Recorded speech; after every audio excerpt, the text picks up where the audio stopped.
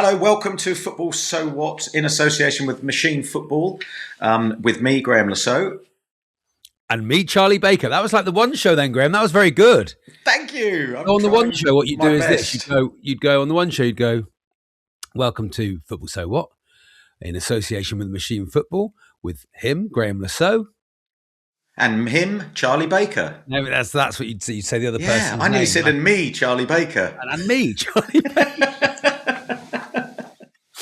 Before we go any further, Graeme. Yes. What was the Torquay score this weekend? Torquay 2. The other team 1. Wrong on all accounts. Torquay lost? Torquay lost 2-1, Graeme, yeah. Well, I wasn't wrong on all accounts then, was I? I got the score right. You said Torquay won 2-1. Yeah, but the opposite of winning 2-1. But if you break it down into its components parts, I got 2/3 of the question right. Very sad. It's very sad, Graeme, because we're relying on other people to lose. Oh, so no. we could still go for the playoffs. Playoff. No, for the promotion spot, for the one promotion. Oh, yeah. Spot. And both those teams lost. And yet we still lost. That's horrible. That's a real kick in the teeth, isn't it? It is. But 5,500 people at Plainmoor, Graeme. Wow. That's Division 6 football. That's fantastic. Right, I'm committing myself now. I'm making a note to track and follow, get notifications on Torquay. I presume they do notifications at that level. Wow. I mean, this is machine football should be all over the National League South. They could sponsor the National League South. No, we want to. I was being sarcastic, and I just wanted to get an early shot in directly to you. It's personal attack rather than... I'm only being kind this week. Only nice. Yeah, very nice. Good. I just thought I'd go after you first. Shots fired, like Gabriel and Erling Haaland. Yes. Now, were you at the game, Graeme? I was at the game. I'm sure you can tell by my not so sprightly bright face. No, yes, of course. I had a long day yesterday. It was emotional. It was really, honestly, the tension leading up to the game. There were thousands of Manchester City fans there hours before the game, which isn't normal. They tend to sort of get there sort of in dribs and drabs, and then the stadium doesn't really fill up till 15 minutes before the game. But they were there, obviously massive Arsenal contingent as well.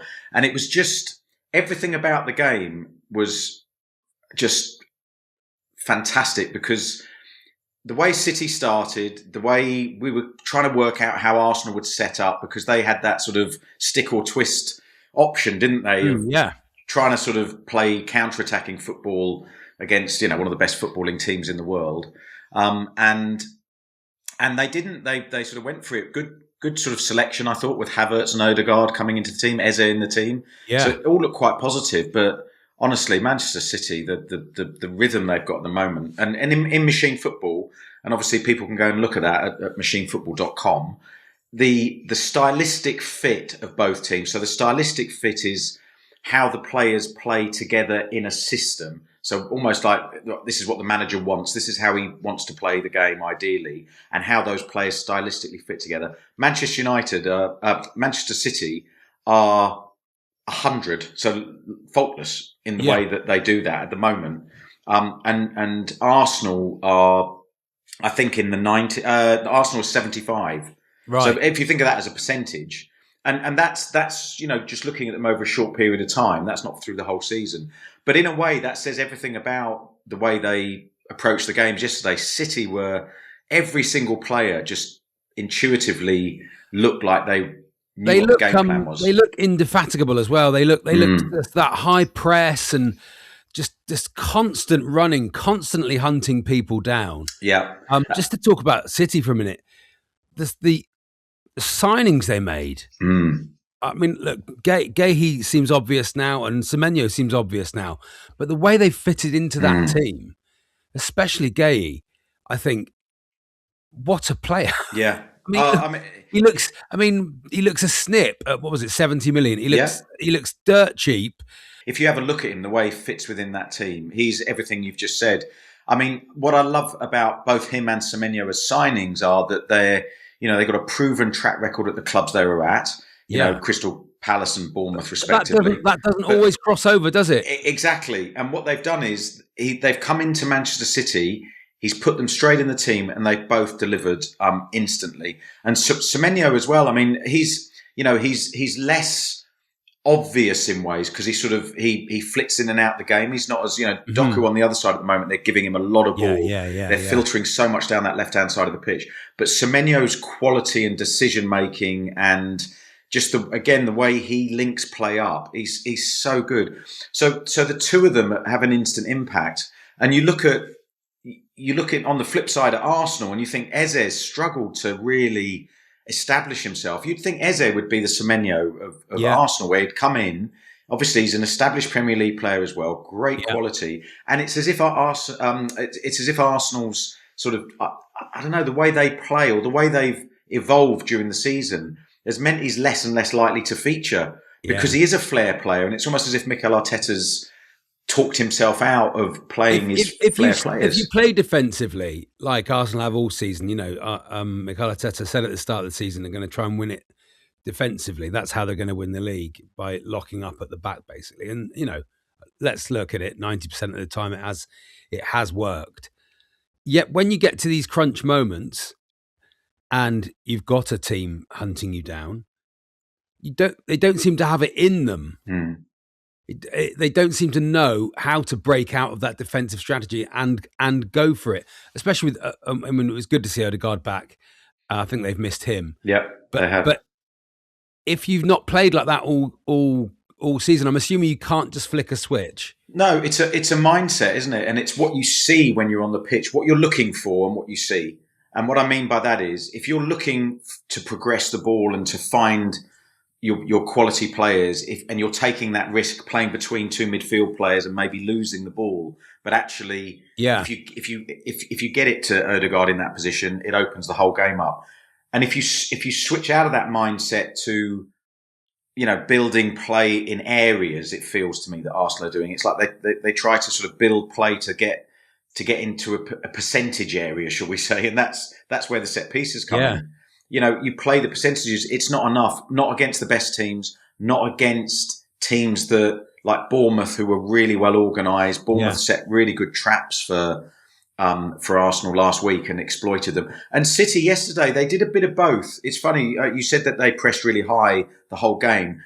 They did when it was right, but also what they did was at certain stages in the game, particularly the latter stages, the front four, including Haaland, sort of just dropped off in a line, sort of, I don't know, 20 metres, 25 metres from the halfway line, so in Arsenal's half. And they just sat there, and that's where Arsenal struggled because they didn't have a forward pass, they didn't have a longer ball. You can't get the ball. And then when they go exactly, and then when they go sideways, Arsenal, they then look vulnerable. So they've got to your point, you've got to have an ability to play the sort of the higher risk, more individual, and they've got the frustrating thing is they've got the players to do it. I saw it in Capier, that at left back, he broke down the left hand side, and honestly, you could tell by the way he struck the ball, he wasn't interested in crossing the ball. All he wanted to do was try and kick the ball off Nunes, the right back, to get a corner, and he missed it. For a goal kick. And you're just like, that says it all. Look, if you cross the ball and it goes out for a corner, great, but don't try and cross the ball. Play so it for goes corners, out for a corner. And that was also, I don't know if there was anything in that the Havertz chance at the end when he put it over, and you go, I think that's the difference between having Haaland there or Havertz there. Havertz, he's 6'2", I think he is. He's bigger than you think. He's pretty good in the air. I think he scores his fair share of headers. I never think of him as that big number 9 striker, but that's what Gyökeres is supposed to be, I suppose. Yeah, he isn't in those positions because I don't know why if he's not keeping up with play or something. But Arsenal still haven't signed that player. No, and they don't. Again, it's back to what you said earlier, in the sense that if you reduce the way you play creatively to 10 minutes, how do you get into the rhythm of finishing those chances or switching it on or reading the pace of the cross? Because it was the last 10 minutes of the game that Arsenal started crossing the ball, and they put 2 or 3 really good crosses into dangerous areas. That ball from Trossard, the difficulty was it was hit with such pace. Yeah. And I just think Havertz hadn't had a sighter at that point. That was the first time he'd got into that position, got the delivery, and he's reacting to it. That's not your natural game. Yeah, I mean, if you look at Erling Haaland, he misses a lot of chances, Erling Haaland. But he, he'll get 1 in 3 or 4 chances. But that for Havertz that's probably the only chance he had from a cross all game. So I think it's reductive in the sense that if you're putting everything into the betting on the last 10 minutes of a game because you suddenly change the way you're playing, I just think you're putting your players in a far harder position to succeed. And I mean, they did it at the post, they did it at the bar, they did it, they had a bit of bad luck. They also had a lot of good luck with the Donnarumma mistake. I'm going to ask you, who's the left back for England at the moment? Oh, well, I mean, Nico O'Reilly was what a player. Absolute standout performance yesterday. Player. What a player to come through. What a player to have in attacking situations for England. Yeah. He's amazing. Yeah, and look, he's got that incredible ability in that sort of team. Now, Thomas Tuchel has to try and play that way because I think Nico O'Reilly in a team that's just trying to be defensive you'll see some of his weaknesses, defensive duels, 1v1s, he's a big lad, so playing against the best wide players in the world is a risk. But if Thomas Tuchel is building a team identity around, good possession, getting Nico O'Reilly into forward positions, his timing of his runs, where he is on the pitch at any point during the build-up, is honestly brilliant. And again, his link up with the players inside, the midfield players, being able to feed them. His relationship with Doku, as Doku cuts in, he overlaps. If Doku stows wide, he sort of underlaps and makes that brilliant run.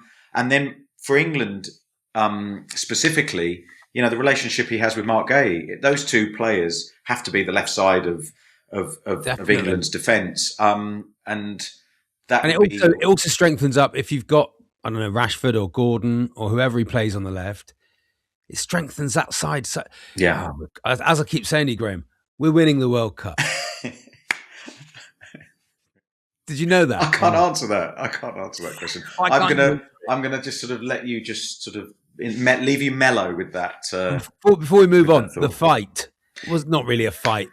It wasn't a fight in the sense that they'd been at it all game, and I think Anthony Taylor, the referee, had decided to sort of, let them get on with it, and that's fair enough, I think, to an extent. They're both physical players. What Arsenal did, where Arsenal were really brave yesterday, they went man to man. They left 3 at the back, and Gabriel was going in and following Cherky every time. Honestly, he was literally 30 yards further forwards than the rest of the back line. Gabriel. They left Saliba generally with Haaland, but when Haaland went over to the left side, Gabriel was just going in and just whacking him. We were nowhere near the ball, just going in and bumping him, pushing him, pulling him. Yeah. And Haaland was giving a bit back. Obviously, the assistant. If you're Haaland, you want that, don't you? Totally. That's the actual game. And credit to Haaland. What he did and what he said afterwards was brilliant, because he said, "I stayed on my feet because I'm not going down for stuff like that." And if he'd gone to ground with the headbutt, it'd have obviously been off. And quite honestly, that crossed a line. When you look at what happened last week, Lissandro Martinez getting sent off, VAR intervening, violent conduct that none of us saw in the stadium, stopping the game, sending the ref to the monitor, telling him it's violent conduct, so he can't give him a yellow card, it has to be a red card, and then a 3-match suspension for that type of incident compared to what Gabriel did to Haaland yesterday. That needs explaining, because there's no excuse for that really in the context, although as a football person, you sort of want 11 men on each team. Well, we do, but that's the point. This is the point, right? We're like, well, that happens, let it happen, carry on, do what you like. We want to see 11v11. We want the football match to be dramatic and to have a drama in it and explosive elements to it like that. Yeah. So, we want that, but VAR all season has not been that. No, well, that's the problem. All ever asks for is consistency. Exactly. It's the least, and it's like they've gone, oh God, we'll get into all sorts of trouble for that, so just ignore it. Yeah, and it's the fact that VAR intervened in the Martinez incident in the middle of an action, stopped the game. And honestly, I was on commentary. I was looking at Joe Spate, the commentator, and I was trying to work out what was going on. I thought there'd been an incident in the stands. Yeah. I thought there might have been some racist abuse that somebody had told the referee. I'm thinking, why has he stopped the game? And for it to be stopped for that, and then when you saw it, so it intervened there and failed to intervene when the game had stopped. Not fit for purpose. on that incident, and that's the bit for me. I would say that if the referee had sent Martinez off himself, if he'd seen it at Old Trafford and sent Martinez off, fine. If Anthony Taylor didn't have VAR yesterday and didn't send Gabriel off, I can accept that. But when you've got the sort of the extra layer of VAR and the two extremes, that says, I think, all we need to know as fans, as commentators, about where they don't know how to apply the subjectivity of most of these decisions. It's okay. Does this cross the line? Does it not? And that's got nothing to do with technology. That's just kicking the can down the road to some bloke in Stockley Park who's sat in a room going, "Oh my God, I really don't want to make this decision." Well, Gabriel scores the winner now. Yeah, on the last day of the season, and they win the league, and he shouldn't have been playing. Maybe not that, or he should have been banned for 3 games. Yeah, shouldn't be playing the next 3 games. Well, what it does, it leaves a sort of leaves that open. Yeah, it does. Open to that. You either do one or the other. It's up to you. Yeah, and I think is. That's the challenge. That's the question that needs to be asked, I think. That's because it's such a great example. And there's no way that there's no way that Howard Webb and look, he's in an awkward position. And the architects of VAR, they won't be able to answer that question. No. They won't be able to answer. They won't have an answer. There will be nothing, and you will hear nothing. But it did give Haaland the chance to take his hair out, take his shirt off, show us that he is part horse. He is a minotaur. He's been bred specifically for this. I wonder if they'll send him out. They send out horses to stud. I wonder if they'll do that with Haaland. Every chance. We're straying into Josh Pue territory. Josh Pue territory. I do apologise. The Josh Pue territory. It's the Josh Pue territory. Great podcast. Should we talk about Spurs, or do you want to talk about Chelsea? Which one do you want to talk about, Graeme? We could talk about both in a similar context. I think when you look at their form, their recent form, I think Chelsea's form is as bad as Tottenham's form. Yeah, it's bad, isn't it? There's no shape. They don't seem to have any energy. Toothless. He doesn't seem to know what to do. It's so sad. He seems so out of his depth. You can see the cracks as well in coaches when they respond to journalist questions, sensible questions. A guy asked him about, is there a risk about Champions League qualification? And he had a pop at a journalist in a pre-match conference, which is that's an easy target, isn't it, to do that? You've got to be careful as well, because you can, journalists will stick together in that respect. Yeah, they will. And you've got to be able to then back your, I suppose, spikiness up with a performance from your team. And quite frankly, although Chelsea, they hit the woodwork a few times, Manchester United didn't play at their best, but Manchester United had a complete makeshift centre-back pairing in Mazraoui and Aidan Heaven, 19-year-old player. I thought Casemiro was going to turn up at centre-back at one point. It was. I thought, again, what confidence that gives to young players at Manchester United, with a manager that's prepared to back a centre-back, even though he's a young centre-back and who made a couple of mistakes in his last sort of outings, hasn't played for a while, but back him ahead of a midfield player who you're going to drop into a position. There was even, I was thinking maybe Luke Shaw goes in as a centre-back and they bring somebody in at left-back, but again, credit to United, they've got a much stronger identity now, and that's what's missing, I think, from Chelsea is the identity. I couldn't tell you who they're going to be playing. Couldn't tell you which players are going to play. Couldn't tell you what they're going to play. I couldn't tell you their style of play. It seems to be just loose. Yeah, they've got no backbone. No. Some people say they've got no spine, but I'll say backbone. But in the sense that you've got, it just feels like 11 individuals out there that, because they're talented players, they can play nice football. Yeah. But to sustain something through 90 minutes is proving and I mean that both ends of the pitch. So to sustain sort of a threat, or to sustain a sort of defensive solidity doesn't exist for them. They get pulled all over the place. And when you see, again, when you're at a match live, and I look for probably different things to a lot of people, but you see the body language of the players, you see their reactions when somebody gives the ball away. There's a lot of arms being thrown up in the air and a lot of sort of pointing fingers and having a go at each other. That just smacks of individual, I look after myself, I'm more important than you, and if I look okay, that's fine. And that fundamentally damages the whole team ethos. And I just... They're on 48 points, which is only 3 points off Fulham in 12th, right? You know, it's so bunched up, that area of the Premier League. Brentford have got form. Bournemouth got form. Brighton decent form. Everton are on decent form. You know, all these teams are going to win in the next few weeks. They could drop down to, and so I suppose the canary down the mine for them is the way that Spurs have dropped down. You know, and they want to look at Spurs and go, hang on a minute, that was mismanaged for 2 or 3 years, and now look where they are. Yeah, exactly. And I think that the brilliant thing about the Premier League is it finds teams out in different ways. Obviously, quality at the top end and quality of signings, quality of players. But everything we talk about and everything that you see as a fan isn't just about individual brilliance. It's about how teams and players work together. Yeah. And if you haven't got that, you can only get so far. So when you get to we talk about Manchester City and Arsenal, the margins are so tiny, but you can still see there's a difference between how City play and how Arsenal play.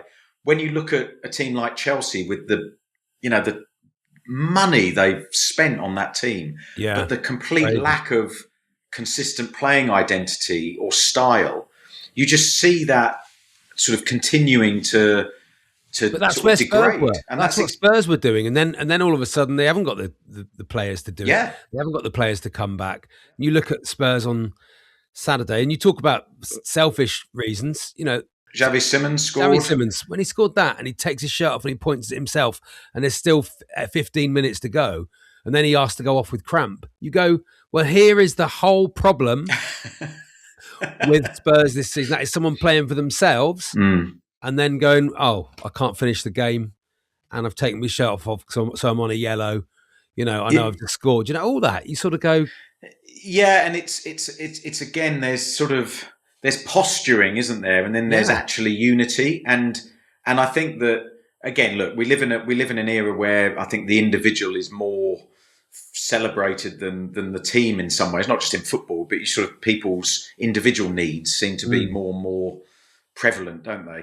But you're right. There's a sort of a reaction that you need, or I would need to see from players about how you deal with scoring a goal or conceding a goal. How does that make you stronger and give you more resistance? And quite frankly, as soon as I think the 8 minutes went up on the stoppage time, and you're playing Brighton, you're like, oh, something's going to happen. You can just tell. We all knew what was going to happen when we saw 8 minutes.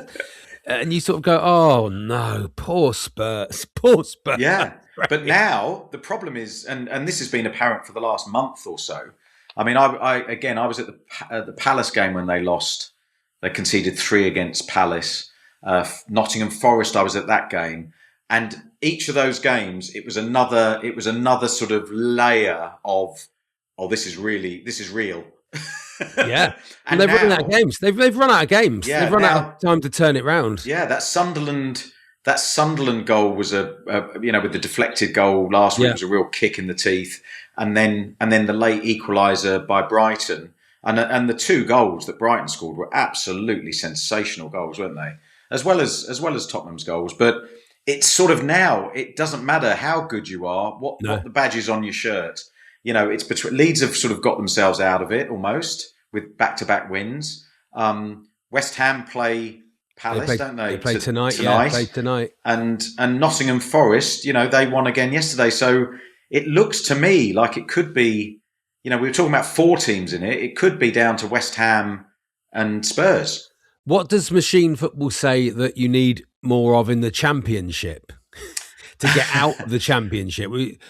So it's a great question because the contrast between the style of football in the Premier League and the Championship is massive. So that's one of the big problems teams have when they get promoted from the Championship, is how they adapt to being totally dominant in the way they play in the Championship. Yeah. So playing that very much attacking engine. So that sort of, as we talk about City and teams like that. So that the better teams, or the better organised teams and better quality teams, play that style in the Championship. That gives them a much higher chance of getting promoted. But for Spurs, it's going down is almost the opposite in a way, where they've got to go from, the mindset has to change. They're going to have there's going to be huge disruption with every player's going to think he's too good to play in the Championship. Putting a whole new team together. Yeah. In the summer, of people that you need to dig you out of it rather than keep you somewhere. Yeah. And if they do go down, and you could apply this to West Ham as well, if either one of those teams go down, I think that the positive things for them gives them an opportunity to change the culture of the club, to get rid of all of those players that are just sort of bad apples or not committed. Now that's probably going to cost them money to do some of that, to get some of those out. So it's a messy business. But to actually then reduce the team and the squad and the playing sort of part of the club to something that it really cares and really fights. And then they've got massive quality, both of those. Even if you take out all their first team, they've got massive quality in their academy players, in players that are on loan, hungry players that will be desperate for the chance. So either one of those going down, it doesn't need to be, more than one season, certainly not more than two. Parachute payments will absorb some of the damage, financial damage. And then it's about, if they can stick to a really good footballing ethos, they'll come back up. But the shock to the whole club. Look, my last game I ever played in the Premier League was for Southampton, and we got relegated on the last day. So obviously I retired 2 minutes later. I'd like to announce my retirement. Yeah, exactly. Still not internationally retired though, Graeme. Let's remember that. I never stepped. Do you think Spurs fans like football, or do you think they like Premier League football? Because a lot of them seem very moany about going down. I know it's disappointing, but it's like their world's ended. And you go, the club will still exist. That 11 lads will still run out in white shirts on a Saturday and a Tuesday night. You still get to watch your team. Yeah, but they've never had to, they're one of the 6 Premier League teams that have never been relegated. Suck it up. Exactly. But Suck it up. It's what it is, what football is for 90% of people. Yeah, but I think when you're in it, you're in complete denial, aren't you, in many ways? Now, look, I know enough Spurs fans who, in the cold light of day, genuinely feel that they're going to get relegated and they can see, it's maybe a bit early to say they can see positives in it, but they can they definitely know why they're in this position, and it's not they know how rudderless the sort of the project, as people call it, has been, and that they've ended up sort of, they were 17th last year. So, it's not a shock to them in many ways. And actually, if they were to get relegated, and I'll bring West Ham into that as well, if they were to get relegated, either of those teams, it'll be a horrible summer for the fans, but they will all turn up the first game of the Championship season. Yeah. And you'll get a core of the fans that will enjoy watching either of those teams play and dominate.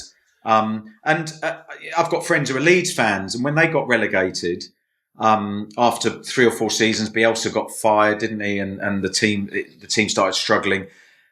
The Leeds fans I knew got far more joy out of weekends, seeing their team win every week in the Championship. I keep saying this to Spurs fans: you'll love it.